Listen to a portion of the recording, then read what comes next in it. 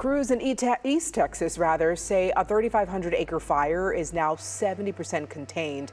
It started on Thursday in Jasper County. That's about half an hour's drive from the Louisiana border. At least 300 people remain under evacuation orders waiting to return home. We have no idea. Can't go back, so we don't even know if the house is there. Red Cross set up 2 churches as shelters as fire crews are working around the clock right now.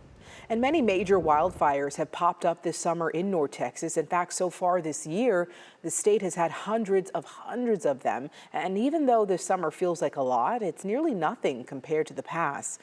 So take a look here. These are stats from the Texas A&M Forest Service. So far in 2023, we've had a total of 803 wildfires across the state, those amounting to nearly 100,000 acres burnt. And you can see that a decent amount of this year's fires located in East Texas.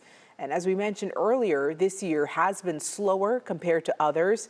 In 2022, there were about 12,000 wildfires.